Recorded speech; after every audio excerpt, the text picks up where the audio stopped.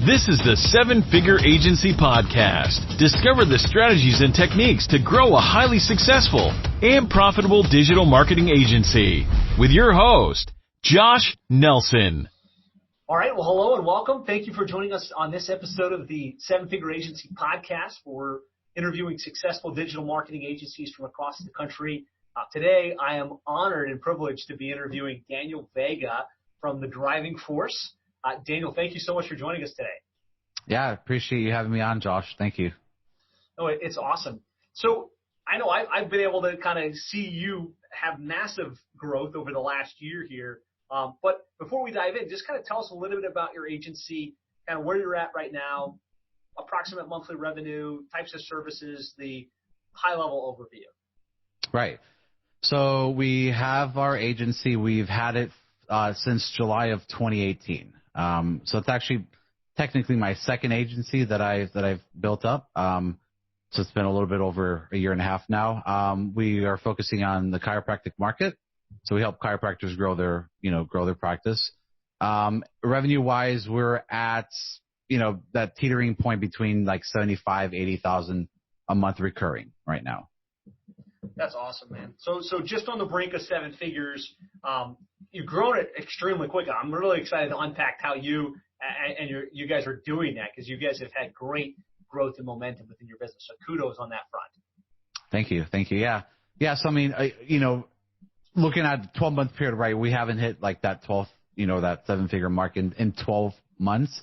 Last month, this is obviously January 2020. Last month we crossed over the $100,000 month mark. Wow. Which was my personal goal was, to kind of like that milestone, like that next milestone. And then this month we're pretty much on track to repeat that again. So fantastic. That's amazing. So you've definitely got the momentum, you've got the engine purring. Tell us a little bit, since, this is where you're at now. I think, really you guys are just at the brink of like a whole nother level. But kind of tell us your background. How did you start the business? You said this is your second agency. Just kind of talk to us a little bit about, that process. Yeah. So, growing up, I was never the kid who, sold candy bars at school or anything like that. You hear a lot of entrepreneurs where they start selling stuff when they're young. So I mean, I never did that. Growing up, I always had the kind of the vision of, I want to be able to like live the lifestyle, get dressed up as suits, go to fancy restaurants, be able to kind of wine and dine my wife. So, just growing up, I was always envisioning that. And, between the ages of 16 to 22, I had about 22 different jobs. So, wow. Yeah. So just job to job to job. I went to 4 different colleges. I dropped out of all of them. Finally completed, a law enforcement academy that I attended for about 10 months. Cause my goal was to kind of become a cop in the Orlando area. I lived there for like 18 years.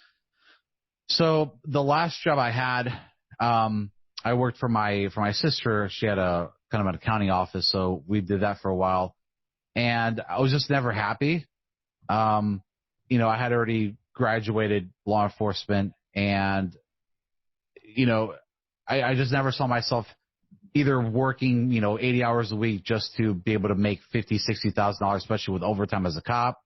I didn't want to do that. And luckily we actually had to move from Orlando. Not that we had to, but we decided to move from Orlando to California. My wife's brother, he asked us to move out there because he was about to get deployed to Afghanistan. So this was back in 2016 when he asked us to move. So during that time, working for my sister, and I was like, okay, if we're going to end up moving, like, the last thing I want to do is go apply for like, a job out there in California, San Diego specifically, where we moved to. So I was like, okay, I'm going to try to find something that I could do from home. I don't care what it is, but I just want to work from home, because at that time I thought, if I could work from home, I could work 2-3 jobs and I could make, maybe $5,000 a month. So I started applying for different jobs. I did a lot of customer service. I did a little bit of telemarketing. I was horrible at it, not any good. So I didn't want to continue doing that. So I'm like, what else is it that I can do to be able to kind of, support my family? At the time, it was just me and my wife, and we had 2 girls who were just born. They were maybe like 2 years old. So back in high school, kind of take a little bit step further, I had done a web design class, and it was something that I enjoyed. So the reason why that kind of came up in my mind was, just scrolling through the internet, you see different ads coming up, right? And one of the ads that I saw was, work from home doing web design and, kind of make $3,000-$4,000 a month. So that kind of stirred up some back history of, something I enjoyed in high school, which was not that long ago, probably about 5 years ago at the time. So I'm like, okay, let me start doing this. And what I ended up doing was cold emailing other small design agencies, just anywhere that I could find them. And the reason I did that was, I sucked at sales. I did telemarketing. I hated being on the phone with people. And I'm like, if I want to try to start my own business, the last thing I want to do is try to get my own client, because I want to have to talk to them and convince them, to use my services. And I'm like, the easiest thing that I could do is probably speak someone else's language. And at the time, that was a web design agency. So we started doing that. And just telling them, hey, look, why don't you subcontract your design stuff to me, and I'll be your designer, or one of your overflow designer type of thing? Right. Now, I wasn't into design. I was more into development. Mm-hmm. I was trying to figure out how to build a website. So, I didn't even really know how to do one. But again, back in high school, I was using iframes to build a website. And I was like, this is cool. It shouldn't be that hard. And, and you had mentioned earlier on the other podcast about using Dreamweaver. And I used Dreamweaver to kind of hack my way through, a site and then how it was built, specifically with like CSS and HTML. So I did that for a couple months until I really figured out how to build the front end of a website, by manually coding everything. So I started, being a more of a kind of third-party developer for these small agencies who didn't have, the in-house person or the skill set on how to build a website. And at this time, this was probably when WordPress was coming out. So, I really didn't understand WordPress. I was like, why use something like that when I could just build it by hand, Mm-hmm. So, I started cold emailing agencies. I would send out thousands a week of just cold emails, the same email template the whole time, until I landed at least 2 or 3 different clients, paying me kind of like, a verbal retainer of, hey, as soon as we get a client, we're going to send them to you. We're going to give you $500. So by the time we moved to San Diego, I had 2 clients, and we ended up moving out there, had 2 clients, and it took a while for me to just continue sending out emails until I landed my 3rd one. At that point, I was like, I need to find something else to kind of pay a little bit more per month. We were lucky because when we lived in San Diego, we moved in with my brother-in-law, and we didn't have to pay rent. We didn't have to pay rent. Bare minimum on electricity. The AC really wasn't used because the windows were open. San Diego is a beautiful city to live in, weather-wise. So, but I was like, we have two girls, and we live in a city that's not, cheap to live in. And, if we want to go out, we want to travel, we need to have money. So I started using Craigslist to kind of prospect. I didn't just focus on San Diego as, the place to look for jobs. I went out and I actually looked for jobs. The one that I landed was in Arizona. I think it was Phoenix. So the Phoenix Craigslist marketplace. At the time, I was looking for a work-at-home job, and that's pretty much what I got. I got contracted with a gaming agency, or a gaming business that was into. They were coming out with a with a game. I don't know if you're into games, but the most popular MMORG is World of Warcraft online. It's like a huge, massive multiplayer. So they were kind of developing something similar to that. So I worked for them for a little bit. I was making $5,000 a month plus the other, 2-3 clients that I had. So, so money was good. Money was definitely, not a bad gig for working home, right? Yeah, it wasn't too bad. So, I was probably doing at that time, maybe, $6,000 to $7,000 consistently a month. Okay. So what kind of happened there? Where did things end up, and how did you kind of move past that? Right. So, we were doing that. We lived in San Diego for about a year and a half. A year into, actually not even a year into that gig that I got. It was maybe 3 to 4 months that I had that job, because it was still a job, right? It wasn't I wasn't a service provider or vendor to them. I was just pretty much an employee. This was 2018. So 2018, 3 to 4 months into the job, my brother-in-law, he ended up going out to Afghanistan, where he was deployed. A month into his deployment, he got killed in action. So this was literally on the morning of my wife's birthday too, out of all days, and it was hard mainly on her. And this was her 2 months prior to our son being born. Wow. So it was like all these things, like, all these emotions and all these, just real life experiences that we were going through. And I ended up losing that job, that $5,000 job a month.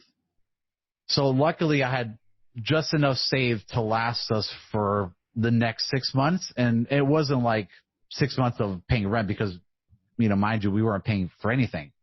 It was just us. So, besides all the banks and the trustees and all that kind of coming into play, and we ended up having to move out, this was 2019 June. So July 2019 was like, okay, the banks, kind of took the house away, barely had any money left. We asked my father-in-law, who was in Florida, to fly out to San Diego to help us move out of the house that we were in. And the last thing that we wanted to do was go back to Florida. Florida, we had just left both of our parents, because they both lived there, both sets. And we were like, the last thing we want to do is drive all the way back cross country, possibly live with them again. So we were like, we gotta go find somewhere else. Right. So during that time, we'd watch TV shows, and we'd watch, I forgot the name of the show, but it was like House Flippers. One of the guys, he had his own show. I think, I forgot his name, but he would always flip homes in San Antonio. So we were like, that's where we want to go. So we were trying to do research, at the last minute. At the time, the rentals were more than what we could afford. So the next place that we could go to that was close to there was Brownsville, Texas, which is where my sister-in-law lives. She had been living there for, probably about 10 years at that time. So we called her up, and we were like, help us find a rental place, because, we don't want to just move in with you, family of 5. Help us find a rental place and just find something for us to move in. So we got down there.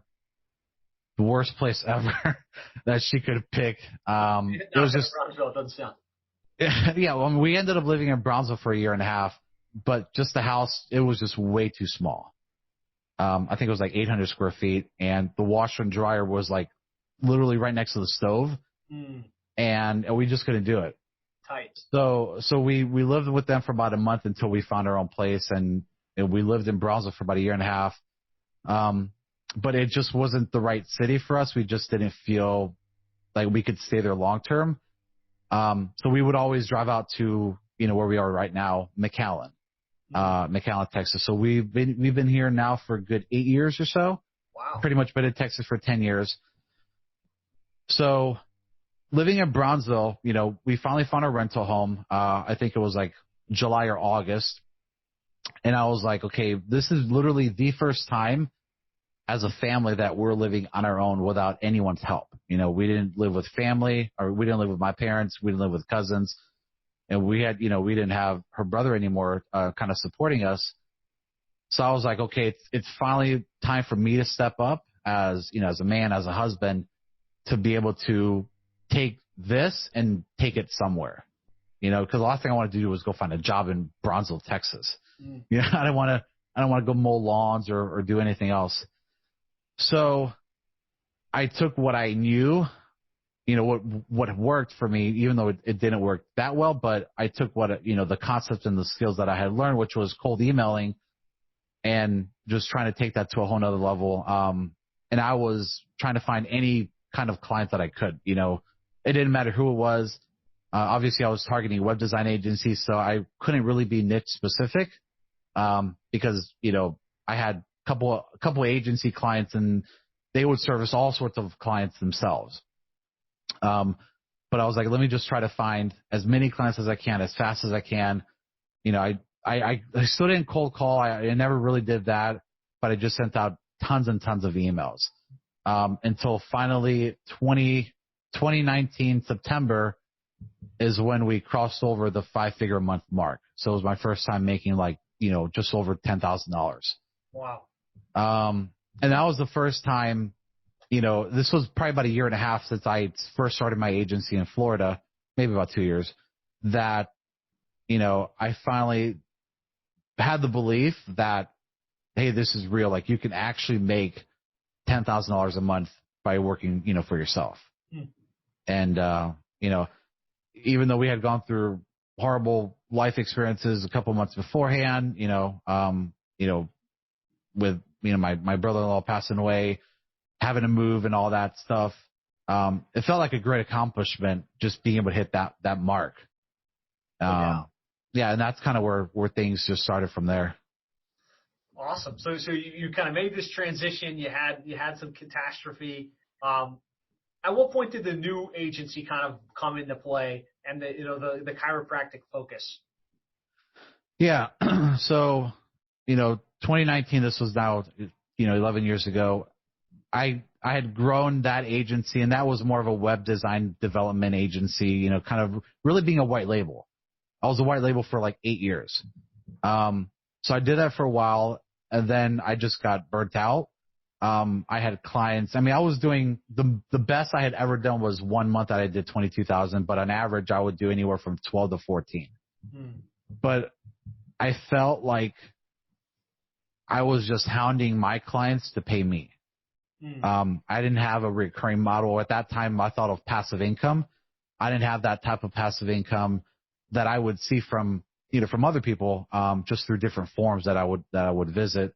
Warrior Forum was a big one back in the day that I would just every day I was just just see what people are doing, try to buy the latest course for $7.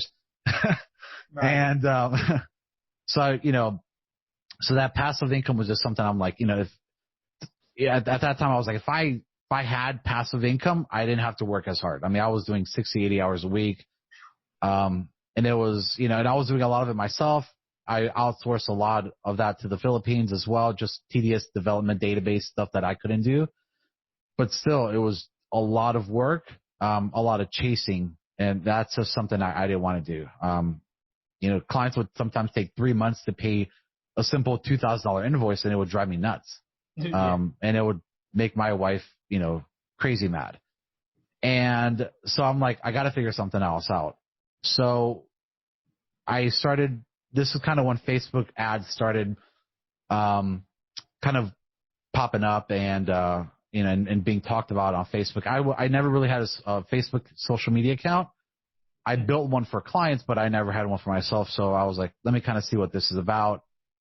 Maybe instead of searching forums, let me just, talk to people and search out groups and whatnot. So I started learning Facebook ads. I ended up getting a local client, my first only and ever local client that I had worked with. And it wasn't really a client, it was more of a part-time job. So this was around the time that, my downhill of my agency started. And speaking of downhill real quick, just something I want to mention. I had lost before my own approach of the downhill agency came about, because I wanted that passive income, I had lost clients twice over. So first time was when my brother-in-law passed away. All the clients, even the ones that I had for my agency, I lost those. Oh, wow. And that $5,000 job.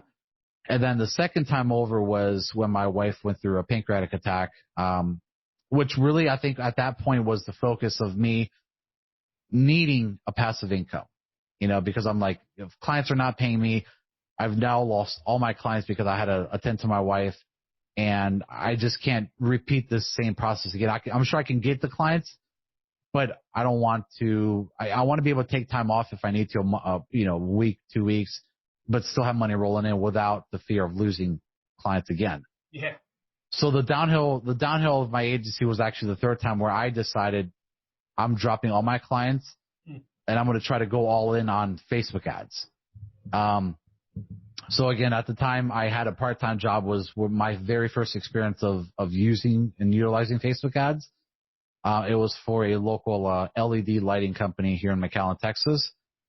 Very interesting niche. I knew nothing about lighting, but I was hired to help them with their Google Analytics, kind of, redesign their e-commerce website. And I think I worked for them for about a year. And towards the later half of that year, I'm like, hey, if you guys really want to grow, let's just use Facebook ads and see what happens. So we had great success. They had the best success or best ad campaign that we ran was an ebook download of their catalog. And we literally got probably pennies on the dollar as far as per cost per lead. Wow. 20 cents, 30 cents a lead. So the whole goal was to get as many leads in the pipeline and then to have their sales guy in-house just reach out to them. So that was the time that, stopped my agency and I really started seeing the potential of ads, of Facebook ads. So I'm like, okay, this is interesting. It's very different than what I did. It's more of marketing rather than, development. Again, I sucked at sales, right? But I'm like, I think I could do this because I'm a very technical person. Wasn't that difficult to launch an ad to get somewhat mild success. So I just started going after as many clients as I could. Chiropractors, mortgage brokers, real estate agents. So I'd done a lot of different niches. Mm-hmm. And, I had success really, really quickly. Then I started posting my success online. And that's where things really, really went up. So this was now about 3 years ago, 2016.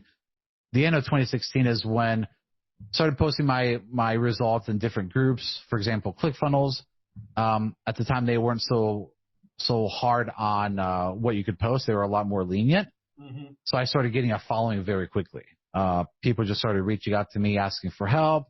I'm like, I don't help people. I don't even know how to help you. I just know how to do this for myself. And then I started getting people asking for a course. So I'm like, okay, this is interesting. Like, so a month, 2 months went by. People started asking me, for more and more help. I'm like, okay, let me try to launch a course and see where it goes. My first webinar was a complete flunk.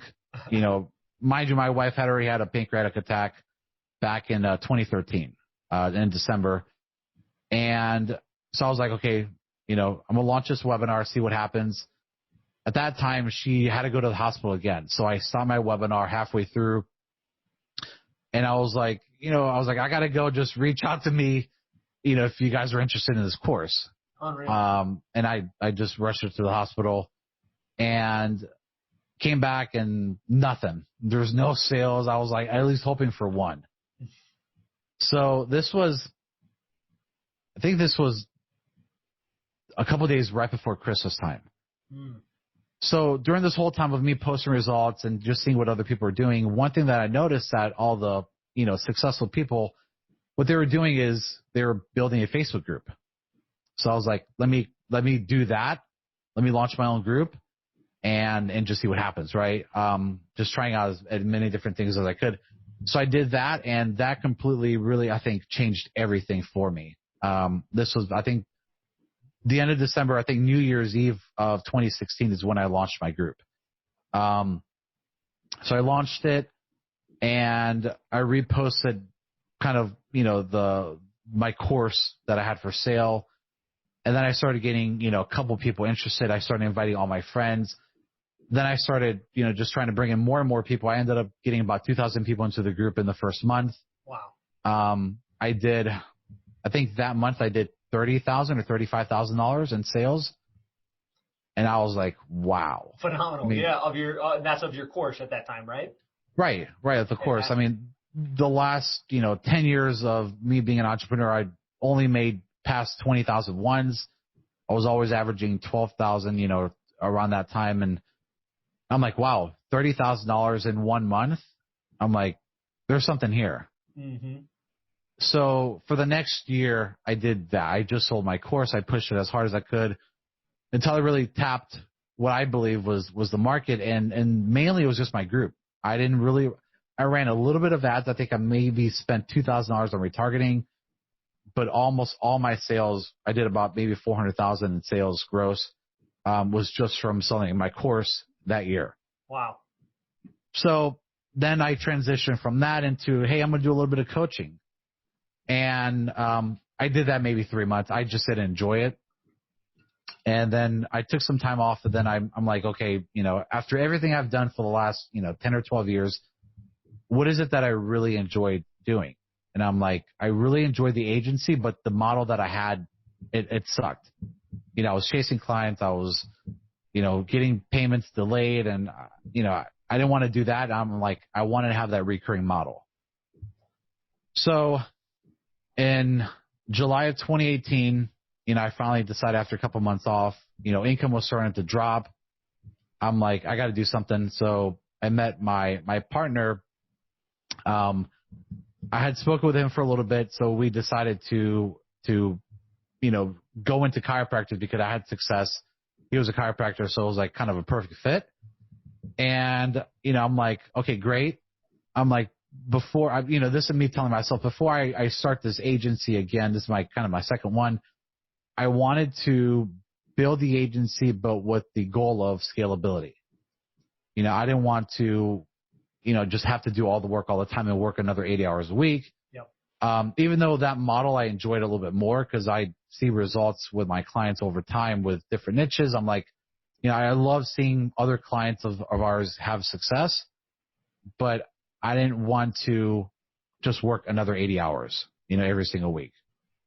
So it was just that mindset of, let me build this agency and focus on chiropractors. I've had success. He was a chiropractor, and then just build it with scalability in mind. And that's exactly what we did. Nice. So partnered up with the chiropractor that had kind of some background in it. How did you package that? So what did the package look like? What is it that you do for these chiropractors? Right. So at the end of the day, it's lead gen, just to make it really simple for other agencies that are listening out there. We only use Facebook ads, so we're not an SEO web design agency at all. We only focus on that one channel of marketing for them, which is Facebook. Sometimes we split test with Instagram, but we package it in a way that got them results. But the goal was, the last thing I wanted to do for scalability in mind was to sell them Facebook ads, because, in that niche, and I'm sure other niches as well, when you sell them a channel, when you sell them kind of like the vehicle, they're just going to be jumping from agency to agency. Yeah. So we really had to push on results. We had to really find out what their pain points are. All those important factors in mind that you teach, and really being able to get results for them, but really take their practice to a whole new level. But still offer that one thing that we're really good at. Cause I had thought about, offering all sorts of things for them, but Facebook ads was, one thing that we've seen consistent results in and out over long term. And it was something that I was good. I've obviously taught that to lots of people, but I knew how to really optimize it, and I knew what to change and whatnot. So, not getting the results with Facebook ads wasn't really something I was worried about. it was more of kind of retaining them and making sure that they stuck, month in and month out. But more importantly, you also being able to acquire clients, which is where, my partner being a chiropractor kind of helps because he can relate to them on a whole new level than a lot of other agencies can't. No doubt. Yeah. What a great synergy, so to speak. So providing Facebook ads, but really the offering is let us help you generate new patients and kind of grow your practice to a whole other level. Can you talk a little bit about how you package that? Is it a monthly retainer? Is it a fixed fee? Can you talk about that at all? Yeah, so it's a monthly retainer. We charge it's $2,500 a month for the first month, not including ad spend. Most of our docs spend about $1,000 a month on ads, and then we actually drop our fees down to $1,500 a month after that. Okay. So it's not just $2,500 every single month. So it's a retainer model. We initially at first we started doing 4-month contracts or 4-month agreements.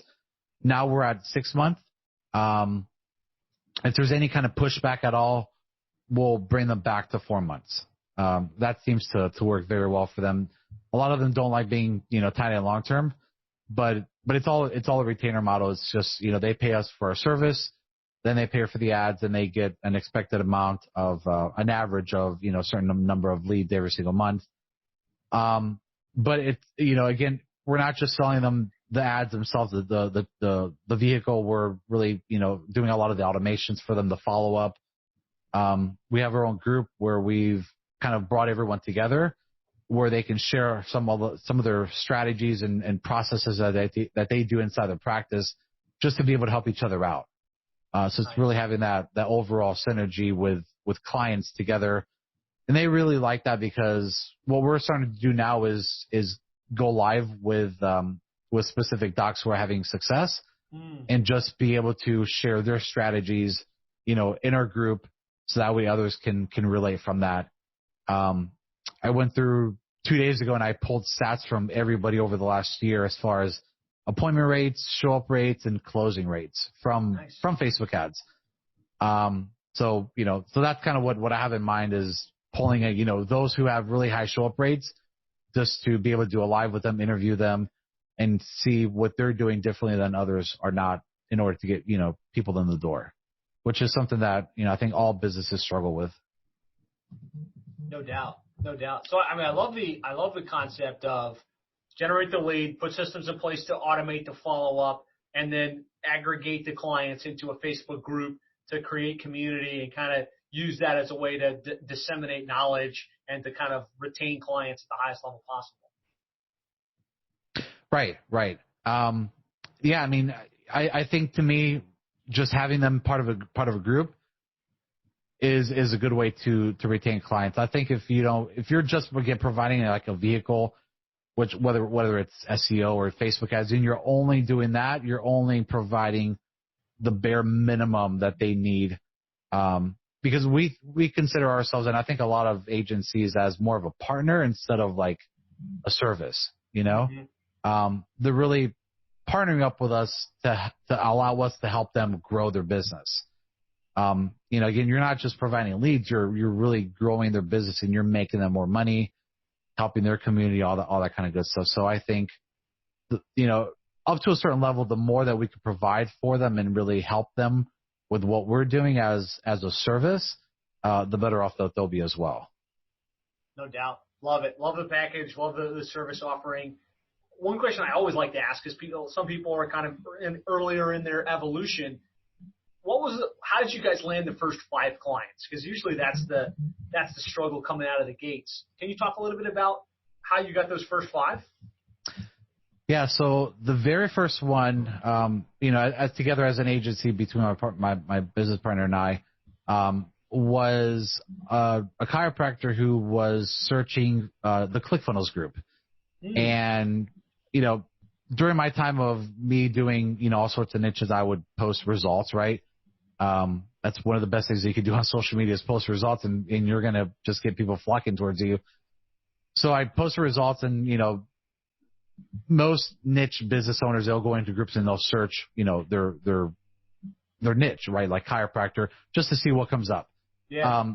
So I had this doc, this chiropractor do that, and she reached out to me as a personal message, and she asked me, hey, I saw some of your postings, on in the ClickFunnels group. I was wondering if we could hop on a call and see if you can help me grow my practice. We need to get more new patients in the door. So I was like, hey, this is a perfect opportunity for my business partner to get on the phone and close them, Mm-hmm. Now, at that time, again, my vision was really scalability. I didn't want to just start doing everything. I didn't want to do sales, even though at this time I was better at sales. I didn't consider myself a salesperson that could just do that 24/7. So I was like, hey, let's hop on the phone. Let's get her. We were on the phone maybe 20, 30 minutes, and we closed her as our very first client together. Love it. And she's still on board with us now. And the good thing is that she prepaid all of 2020 in advance. Nice. Yeah, which is a strategy that we use to really push over that 6-figure a month mark last month. And got it really a couple prepays for the year for the tax savings for the client. Right. Nice. And that really helped. So besides that, the other 4 was just through networking. He had another agency business partner that kind of went downhill after 6 months. So he had a lot of contacts that he would, he did a lot of cold outreach on Facebook. So there was a lot of, clients that, there was like 1 or 2 that were still with him that he kind of brought over with me. And then just a lot of past leads and other people that he would know. So it was just like 24/7 of just messaging everyone that he knew and just trying to see, who needed help and, if we could hop on the phone with them and kind of show them, my past results and what I had done in the chiropractic marketing realm with Facebook ads. And that was really how we got our first 5. So 1 reached out to me, 2 were from his past, agency, and then 2 were just from, old networking leads that he had worked. I love it. So a key insight for those of you watching or listening is, share your results. Share screenshots. Share, this is what we spent. This was how many leads. The average cost per lead. That makes you magnetically attractive, especially if you did it for somebody in the niche that you're going after.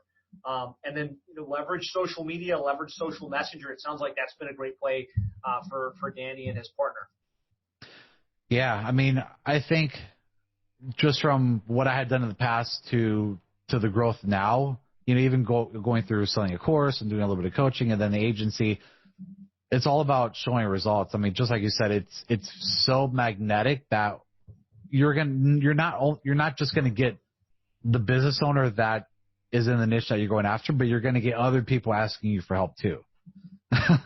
Even like little one-off trainings. I mean, you can easily charge, $500 to $1,000 for an hour of training, just showing someone how to do Facebook ads to roofers, for example, or just these SEO strategies that you all know, that have been working extremely well for you all.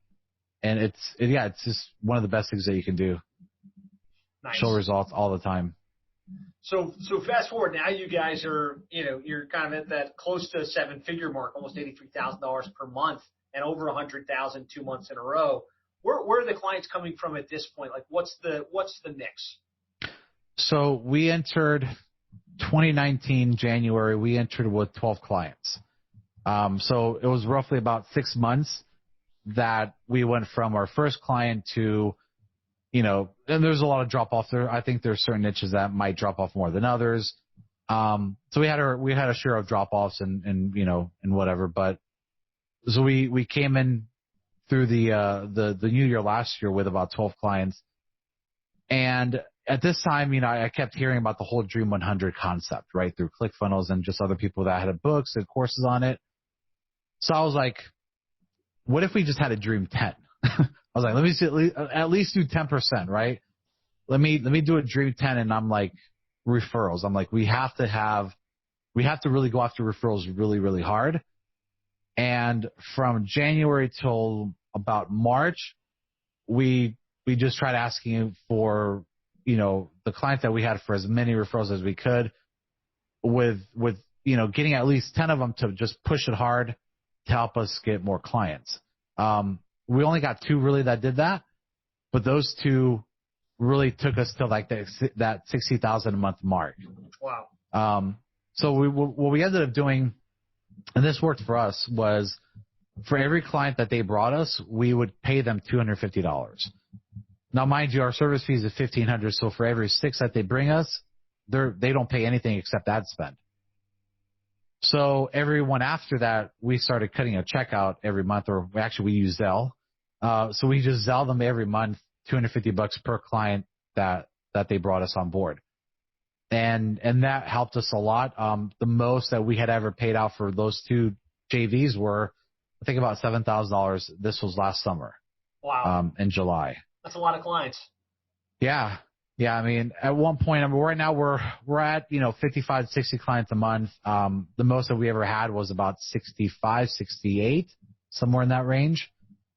But mind you, even though we had, and this was, I think, back in summertime, July, even though we had the most clients back then, we never crossed that six figure a month mark. December was probably, besides our quick growth, was probably the month that we had the lowest amount of clients, but we had the most revenue generated in the month. Predominantly through prepays and stuff, right? Right, through prepays. So, since last month, of course, we've had more client acquisition. We've gotten a lot of referrals. We're starting to go into another vertical. I had done some weight loss campaigns in the past, so we just landed our first weight loss client. They do kind of the non-surgical red light laser. Okay. It's like a red light that hovers over someone and they'll lose weight. So we're starting to go after another niche just to kind of expand and see if we can kind of multiply our results with at least a vertical that's really close to chiropractic. Nice. And so we've also had a couple clients that are starting other practices that have prepaid us this month. So that's all really helped to kind of go into our second month of hoping of passing that 6-figure month mark. Very nice. Yeah, but referrals is definitely the way that we've done it, the fastest way that we've been able to grow. Yeah, really smart. Putting referral strategy in place. They say you're one JV away from a 7-figure business. In your case, it's just putting a really smart referral mechanism in place for your existing client base and for some influencers in the industry, and that became an accelerator for you. Right. I mean, I don't think without, and we've shifted from paying out $250 a month to now just giving them a free month of service. And we've been doing that for about 3 months now, and we've gotten a couple other, not people, but chiropractors that are, referring rather than just having 2. And, I think just going through the numbers, it seems to work out better for us at the end rather than having to pay out, because we're still paying out $250 for clients that they brought in, over a year ago. A long time ago, right? Yeah. But at least in this point, we're like, because it dried up. I mean, I'll be honest. I mean, we, again, the most that we paid out was $7,000. Those 2 JVs right now, we're paying out $500 and $750 a month. So it dramatically decreased. Okay. So I think they got to a point where they tapped their own market out with just pushing referrals to us. So we're like, what can we do a little bit differently that's still going to make, a client of ours really happy with referring someone else, and that's just by giving away a free month. So for every client that they bring us, we get those $2,500 initially, which kind of helps offset that free month cost, and they get a free month, and the next month they're gonna have to pay unless they again repeat that process. Get someone new, right? Right. So now we have about 4 that are doing this every month. So each month they're kind of referring 1. So we're hoping that long term over the next year that we'll be able to have at least a dream 10 of docs that are just referring at least 1 a month. So kind of, just spreading out instead of keeping just kind of 1 or 2. Very nice. So I know one of your big focuses was scale, and one of the things you do really well is you run a lean operation. How do you fulfill for your clients? How do you get the work done? What does the fulfillment model look like? Yeah. So this is something that I like talking about and I like doing. just because I think I've done it fairly well. Of course, there's more that I can learn, but just from talking with other agencies, I mean, we are very lean. I mean, without any ad spend, we're probably at about 6 to 7% overhead. Wow. Before we split everything down the middle between, my partner and I. So this is, softwares and especially all our VAs that we have. So, I mean, like the first year, so from July 2018 to last year in July, I had done all the ads. I got on sales calls. I did pretty much everything all day long. And then I'm like, okay, my focus at the beginning was to really scale it out. We're toppling 65 clients now. I need help. Like I can't just run all the ads. I can't onboard. I can't run the ads. I can't optimize and just check stats every day just to make sure things are working the way they are and they're getting leads. I'm like, I need help, but at the same time, I don't want to pay someone $5,000 a month to come in and do that. I've trained people. Why can't I train a VA to do this? So I was trying to find a couple of VAs. I tried finding ones who had experience. That didn't work out because they always thought that it's not that they thought that they knew more than you, but they already had they had certain procedures in mind that they learned from other people that they learned from, on how to do things. And that never worked out because I had a very specific way of running the ads, optimizing and checking all those metrics, on a weekly basis. I'm like, let me find someone else that I could train. So I had a VA that I used during my course, era. And she was very, very detail oriented. She would create slides and she would do research and all that stuff. And I was like, let me try to train her, because I think someone who's very detail oriented can learn anything that you teach them. And I did that. I started her off by onboarding clients, setting up the ad accounts, just very, very basic stuff that, I didn't use any of my course videos that I'd done. I create very specific short 2 to 3 minute videos for her. And I started her off slowly. And it worked. And, now we're 7 months in from when I first trained her, and she literally onboards, she runs all her ads, she optimizes everything. And now she's starting to really understand how to do things herself without me telling her what to do. Nice. So it's not just changing the ads or the images. It's different. We have 5 different strategies that we use to, get results that's work time in, time out that we've kind of rotated through.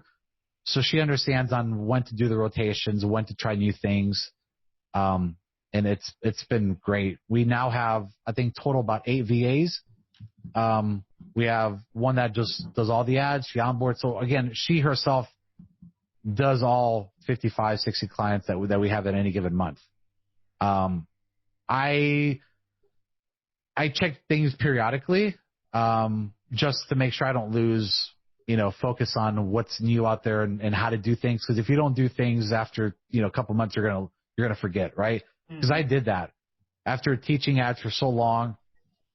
I forgot how to run ads for clients, and I had, kind of had to take me a couple of weeks to kind of learn that again when we started. So we have her, and we have one that's really helped is she's not really an account manager, but she's more of a client manager is what I call it. It's someone who helps all the communication for our docs. So again, we have a Facebook group. We also have Messenger group chat for every doc independently. So we put her into all that. We also have a help ticket system. So there's that's pretty cool what you do there. So you put a Facebook group together with you, your client services person, and your business partner? Right. So it's my business partner, our client manager, and then all the docs and their assistants. So it's almost like they have a direct channel to you at any time without feeling like they're going to bombard you on a phone call. Right. The reason why I did the group was, if there was anything that I had to let everyone know kind of on a global scale, I had one area instead of email, because sometimes email's not checked.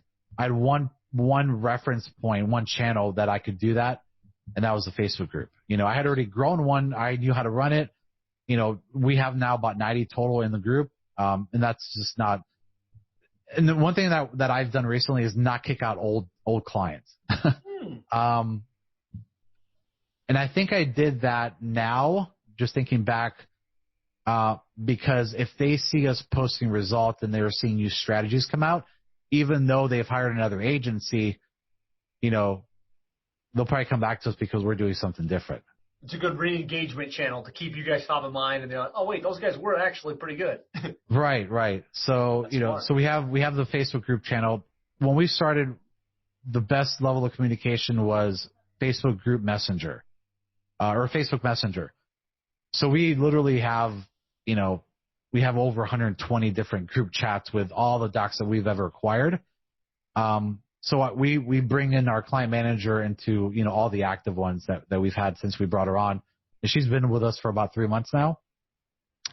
So again, she looks at all the messages. She works from 8 Eastern to about 3 Eastern, which is her graveyard shift.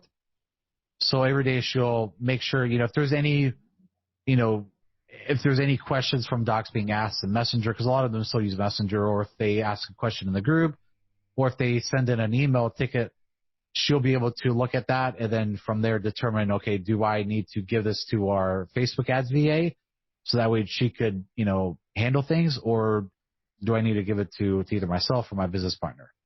Nice. What I'm doing now is trying to, every day, if I see something that I have to step in, I figure out what that is, and I tell our client manager, okay, you need to do this. A lot of it was, clients would send in you pictures. I normally would get that. I would give it to my Facebook ads VA. But now I tell her, hey, take this and then just give it to her. We utilize Slack, which at first I hated it, a couple years ago, but now it's like my Evernote. It's one of the best things I've ever done because it really helps. It helps keep me organized. My mind runs a million miles an hour. Even doing this interview, I'm still thinking of like all these other things, and using Slack just helps keep client organization in focus, and it helps keep all the communication that is needed for each client in a place that we can always reference back at any point if we need to. Yeah, I love Slack as well. Mission critical tool. Yeah. So again, those are our 2 main VAs right now. Those are probably the only 2 that we really need to run an entire operation. So we can even be more lean if we need to be. The other ones are more part-timers. They work about 20 hours a week, and they're only utilized to engage the Facebook ad comments that people leave. Okay. So they're part-timers. They maybe work 3 to 4 hours a day, and all they do is respond to comments on the pages that they're managing, which can be 5 to 10, per day, and just to help engagement, and then, just to help people that are tagging and asking questions, just to make them feel like they're not being answered by the chiropractors, because their time are limited. Back in the day, most of their CAs, meaning a chiropractic assistant, would be the ones having to do that. So we figured as an agency, let's kind of take it to the next level and provide a better service for them, and that's by taking over at least the comments on the ads. Okay. So we have about six VAs that are doing that, and then our 2 really full-timers that are kind of they're kind of like the glue for the agency besides, my business partner and I. Fantastic. Yeah, amazing that you can run that level of an operation with that small of a team and get the clients consistent results. And kudos. Thank you for sharing that structure and that setup with us. Yeah, definitely. So if you were to look back over your your career here, kind of going from 12,000 last year to 100,000 for the last couple months in a row, and definitely on track to have a 7-figure agency going through 2020. What would be the top 2 or 3 lessons that you've gleaned that you could share with the listeners? Yeah, and I think this is for anyone who's either starting from scratch or or they don't know which direction to go into. We've both kind of went off. We went after any client that we could. I think the top three things would be niche down. Niche.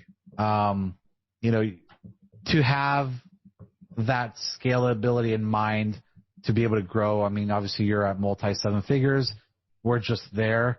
But to have that repeatable process, you can't do that by having different things that you're doing for 10 different niches, right?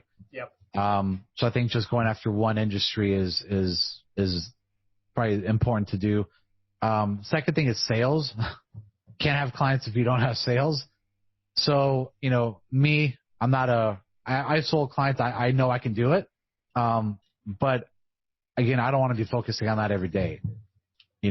I want to focus on operations and scalability and kind of looking at the business through a 30,000 foot overview, and then just seeing, what steps need to be, tweaked for higher conversions and whatnot. So just having someone or having that skill set in mind, I think is critical. And the third thing would be, just building out a team. I think to scale, and this is something that I think really changed my mindset, was when you're scaling, you can't focus on, how many clients can I get at any point in time? It's not about, let me try to get 50 clients, because you can only handle so much yourself. So I think building out a good team, whether it's, you have a local brick and mortar team, you guys have probably over 30, right? Mm-hmm. We're pretty lean, but at the end of the day, we still have a team that fulfills certain tasks that we can't do ourselves. So as long as we have people in place for those processes, I think is really important to be able to grow at least a 7-figure agency. I like it. Three great tips. This has been awesome. Thank you so much for sharing your success and kind of your journey. Would there be any last nuggets of wisdom that you'd want to share with that agency that's just trying to get to the next level? Yeah.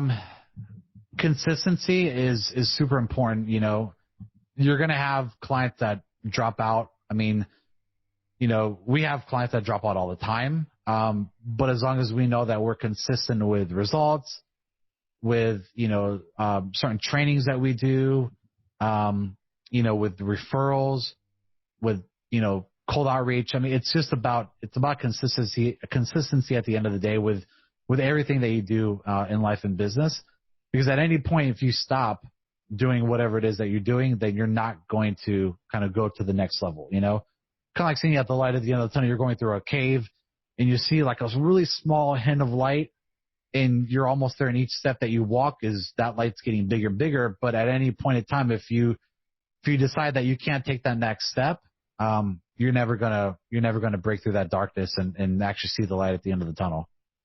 So I think just staying consistent, and no matter what, you've heard, especially on Josh's podcast, in his group, even his free group, you hear stories of people who are successful all the time. But you have to know that they weren't successful overnight. They went through struggles, and they had experiences that were, 5 years, a decade, that they went through. And, it's just staying consistent is really, the game. No doubt. Consistency is key. Well, I mean, this has been awesome. I know you run a Facebook group. You're running a podcast. How can people plug into you if they want, just to kind of get to know you better, if they have some questions? Yeah. So I have a Facebook group. We're 60,000 members in. So if you look at Entrepreneur Hustle, is the name of the group. My podcast, On Air Hustle. You can search it on iTunes. I just launched it, about less than 2 weeks ago. And if you just want to follow me on Facebook, you can look up my name, Daniel Veiga, Veiga, and you can follow me on there and hit me up. 60,000 people in the Entrepreneur Hustle group. Definitely should be in there. Lots of great insights. I've been listening to a couple of Danny's interviews that he's doing on the On Air Hustle podcast. Amazing stuff. I highly, highly recommend it. So, Danny, thank you so much for your time. Thank you so much for your willingness to share. And congratulations on your continued growth and success. Yeah, thank you. Yeah, it's been, great being part of your group. We're definitely learning a lot of things in there. real golden nuggets, especially in the mastermind group that we know wholeheartedly by implementing all that this year, even a little bit of it, can really take us to that, our goal really is, 1.5, at least we could hit 1.5 this year, 2020. Then we're definitely on the right path, and we know we'll get there for sure. Fantastic. Well, I'm sure big things ahead for you guys. Thank you again for coming on the show. It's been a pleasure, and continued success to you and your business. Yep. Thanks, Josh. Thanks for having me. Thank you.